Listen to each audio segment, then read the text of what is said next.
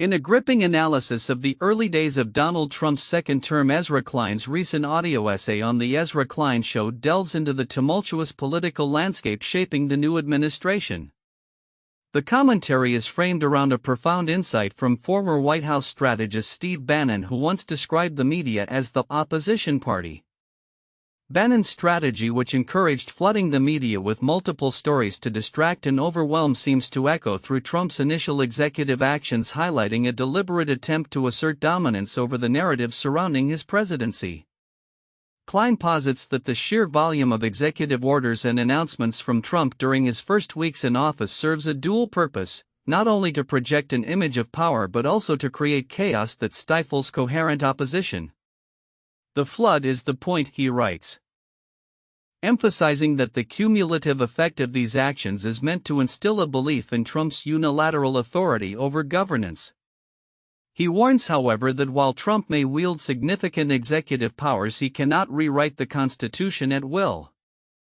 Early judicial pushbacks against his directives, such as freezing a controversial order on birthright citizenship, illustrate the limitations of his authority.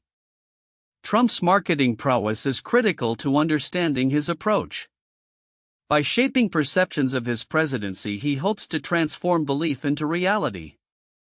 Klein argues that Trump's behavior mimics that of a monarch rather than a democratically elected leader aiming to convince the public that he has already secured his reign. Yet Klein urges caution: don't believe him. The reality, he asserts, is that Trump's power is constrained by constitutional checks and balances. A reality made evident by the swift judicial responses to his actions. The article further explores the implications of Trump's strategy on his political capital, which appears precarious. With approval ratings trailing behind those of his predecessor, Klein notes that Trump's approach may actually unify opposition rather than fracture it. Recent electoral victories for Democrats in traditionally Republican districts indicate a growing backlash against Trump's policies. The administration's attempts to overhaul the federal workforce, particularly through controversial tactics borrowed from business mogul Elon Musk, have sparked discontent among civil servants, further galvanizing opposition. Klein's analysis culminates in a stark warning about the potential consequences of Trump's approach. The chaotic nature of his administration, characterized by impulsive decisions and lack of coherent strategy, could lead to significant overreach and a constitutional crisis. He is trying to overwhelm you, Klein concludes, urging the public to remain vigilant and not succumb to the illusion of Trump's power. As the political landscape continues to evolve, the implications of Klein's insights cannot be understated. The next steps of the Trump administration will be closely watched, particularly as it navigates its relationship with Congress and the judiciary, grappling with the inherent limitations of executive power within the framework of American democracy. The unfolding drama promises to keep both supporters and opponents engaged as they assess the true nature of governance in Trump's second term. In a surprising turn of events, former President Donald Trump has intensified his criticisms and tariffs against some of America's closest allies, raising concerns about the future of international trade and diplomatic relations. As the geopolitical landscape continues to shift, this new stance could have significant implications for global markets and U.S. foreign policy. Trump's confrontational approach comes on the heels of a series of trade negotiations that have left many allies feeling vulnerable. The former president has openly targeted nations such as Canada and Mexico, which have historically been strong partners in trade. This has led to a whirlwind of uncertainty, with tariffs on a variety of goods being implemented as punitive measures for perceived grievances. The administration's shift from diplomacy to tariffs signals a troubling departure from conventional U.S. foreign policy, noted an analyst from the Council on Foreign Relations. The immediate impact of these tariffs has been felt across several sectors, with American consumers and businesses bracing for increased prices on everyday goods.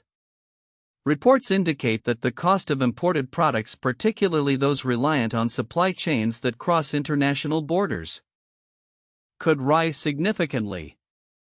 For example, tariffs on steel and aluminum imports from Canada have sparked fears of job losses in industries dependent on these materials.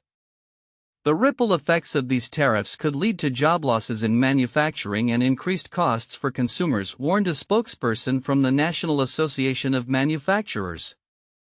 Beyond the economic implications, Trump's aggressive trade policy is straining diplomatic relations with key allies. In a recent statement, Canadian Prime Minister Justin Trudeau expressed his disappointment, stating, "We hope to work with the United States as partners, not adversaries." This sentiment is echoed by leaders across Europe who are increasingly concerned about America's commitment to multilateralism. The potential for retaliatory measures looms large as allies consider their own tariffs in response, further complicating an already tense situation. Moreover, Trump's rhetoric has not been limited to trade. He has also made headlines for his disparaging comments about the nation's capital, Washington, D.C. His repeated insults have contributed to a narrative of division and polarization within the U.S. political landscape. Analysts argue that such rhetoric could alienate not only foreign allies but also domestic constituencies that value cooperation and diplomacy. A fractured relationship with the capital could undermine trust and complicate future negotiations, observed a political science expert at Georgetown University. As these developments unfold, the question remains: what will be the long-term consequences of Trump's approach to international relations? With the 2024 presidential elections on the horizon, the political landscape may shift once again, potentially altering trade policies and foreign relations. The future of U.S. diplomacy appears contingent on the outcomes of upcoming elections and how both domestic and foreign leaders respond to this new form of engagement. In conclusion, Trump's escalating tariffs and criticisms of allied nations have set the stage for a turbulent period in U.S. international relations.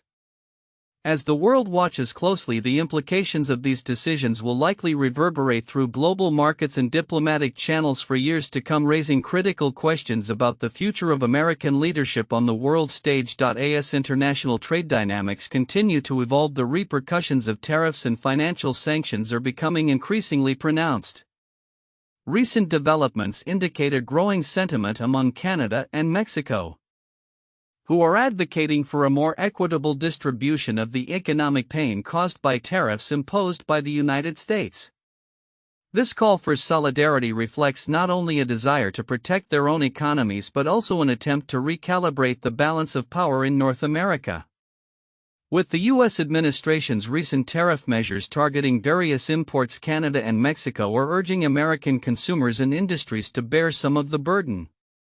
A spokesperson for the Canadian government stated, "We believe that it is essential for the American public to understand the impact of these tariffs not only on our economies but on their daily lives." This sentiment echoes the concerns raised by Mexican officials, who have warned that the repercussions of U.S. tariffs could lead to a significant rise in prices for essential goods across the border. Data from the Wall Street Journal suggests that the expected price hikes on everyday items may catch consumers off guard. Analysts anticipate that products ranging from electronics to agricultural goods could see substantial increases, a situation that could stoke public discontent and pressure local businesses. A representative from a major American retail chain indicated, "If tariffs persist, we will have no choice but to pass these costs on to consumers, which could affect sales and ultimately hurt the economy." In a related development, the financial landscape is also facing challenges, particularly concerning the $2 billion in assets that Russia has trapped in J.P. Morgan. U.S. officials are grappling with how to handle these funds amidst ongoing geopolitical tensions. The situation underscores the complexities of international finance, where sanctions and financial interdependencies create a convoluted web that can entangle even the most powerful economies. One senior U.S. Treasury official remarked, "The handling of these assets requires careful consideration of both legal and diplomatic implications." As Canada and Mexico push for a collective response to U.S. tariff policies, the potential for further trade disputes looms. If these countries follow through on their intentions to retaliate, it could ignite a new wave of trade tensions reminiscent of previous years.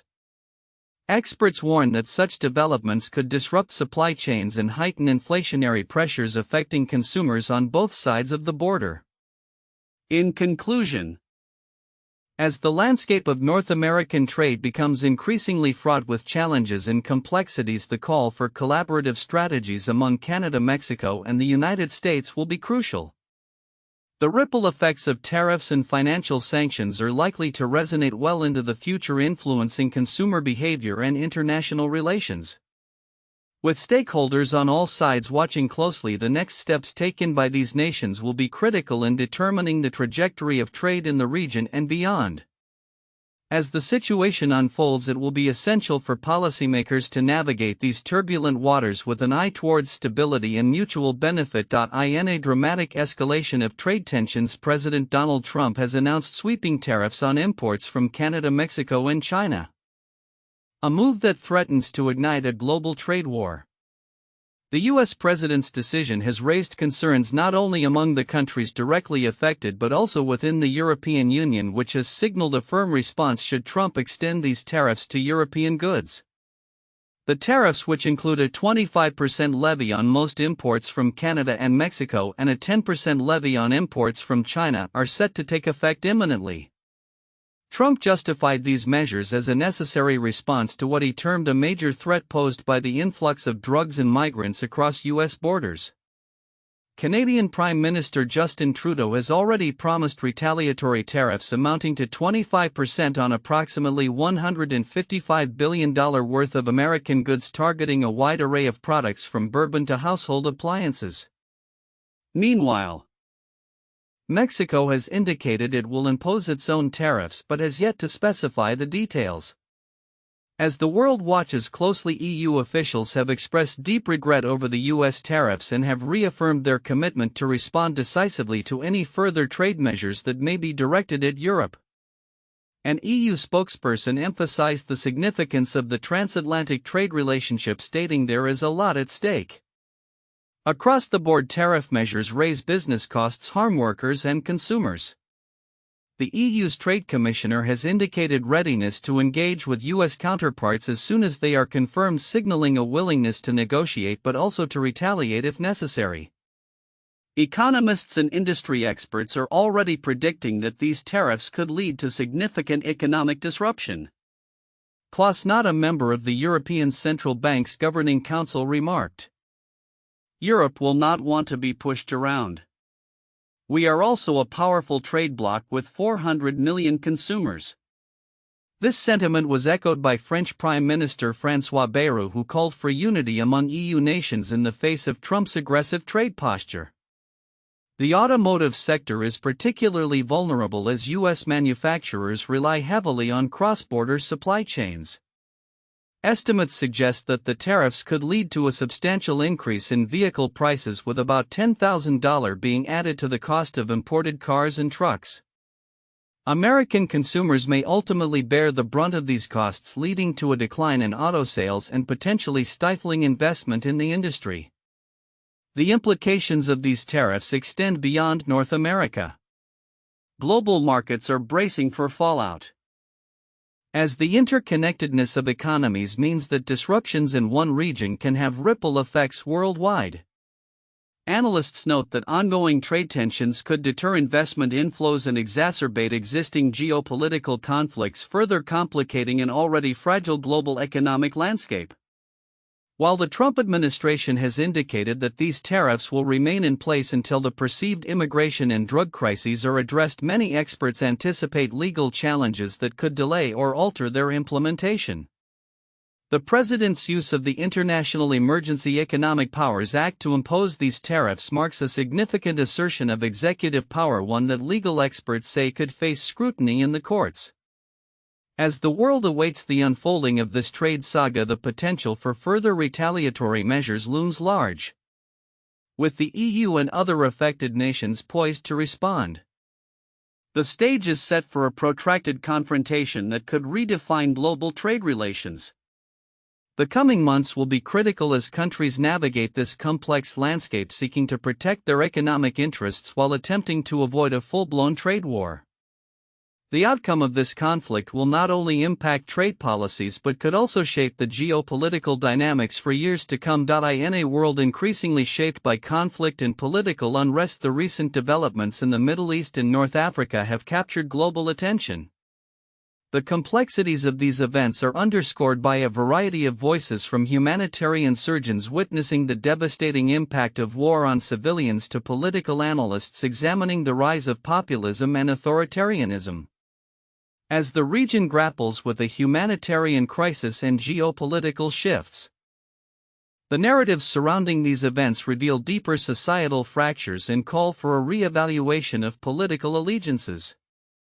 A particularly harrowing account comes from Nizam Mahmoud, a retired professor of transplant surgery who recently served as a volunteer in Gaza. His first-hand experience highlights the grim realities faced by children caught in the crossfire.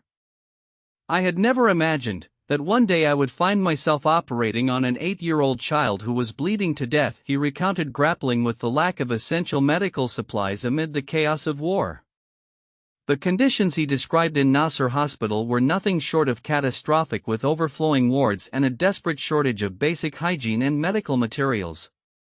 Mahmoud's reflections serve as a poignant reminder of the human cost of the ongoing Israeli-Palestinian conflict, leaving him with feelings of guilt and shame that the UK government continues to support Israel militarily without condemning its actions.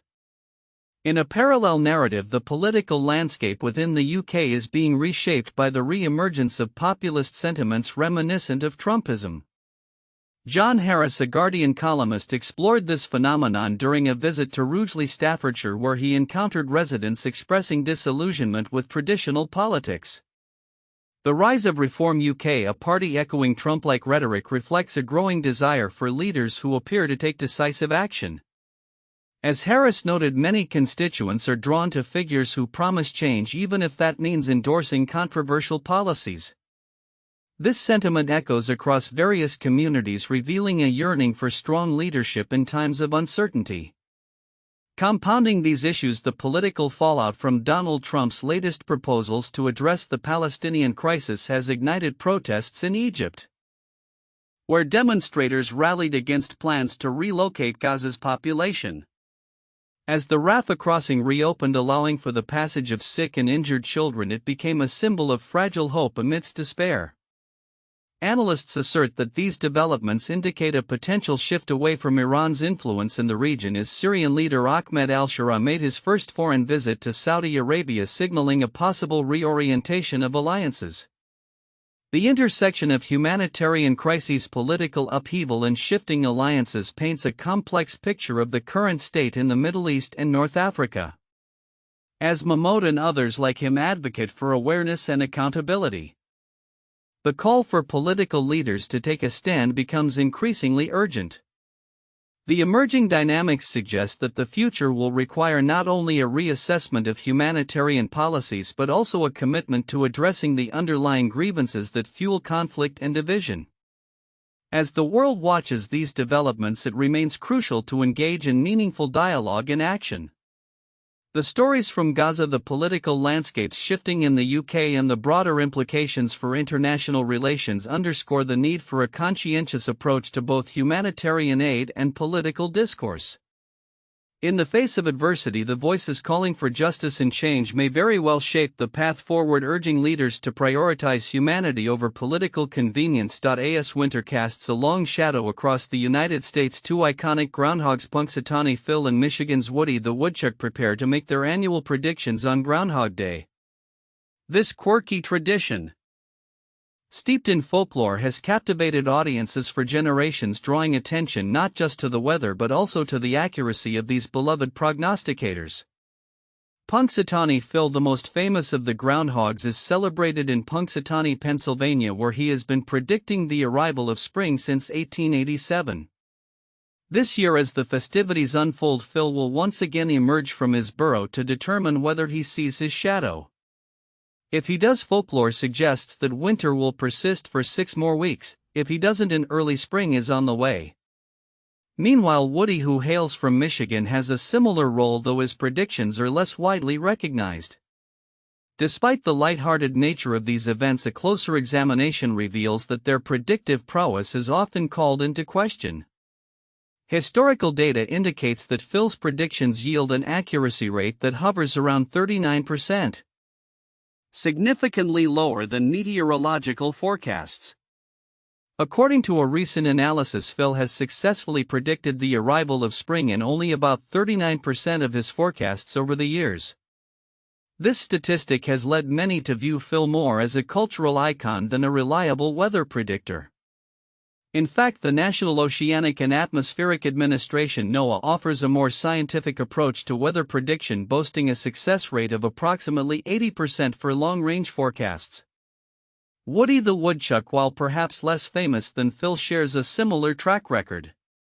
His predictions are largely anecdotal and objective analyses of his accuracy are scant. Nonetheless, his charm lies in the local tradition and the community spirit that surrounds his own Groundhog Day celebrations in Michigan. The fascination with these groundhogs speaks to a deeper cultural phenomenon. Groundhog Day has become a celebrated event in American folklore, drawing attention to the interplay between nature and human anticipation. It invites participants to engage in a whimsical hope for an early spring, even as they remain aware that the outcome is more theatrical than scientific. Critics of the tradition argue that reliance on such folklore distracts from the more pressing issue of climate change and its real impact on weather patterns. As scientists warn of increasingly unpredictable weather events, some advocate for a shift towards data-driven meteorological sciences rather than folk traditions that offer little in terms of practical guidance. As we look ahead, the future of Groundhog Day may involve a blend of tradition and modern meteorology. Phil and Woody will continue to charm crowds, but perhaps there will also be a growing acknowledgement of the importance of scientific weather forecasting. Whether one chooses to embrace the whimsy of groundhog predictions or the reliability of meteorological data, it is clear that these traditions will endure, capturing the imagination of those eager to welcome the changing seasons. In conclusion, as Punxsutawney Phil and Woody prepare to make their predictions, the juxtaposition of folklore and scientific forecasting reminds us of the rich tapestry of culture and weather. The coming weeks will reveal not just the groundhog's predictions but also how society balances its love for tradition with the need for scientific accuracy in an ever-changing world.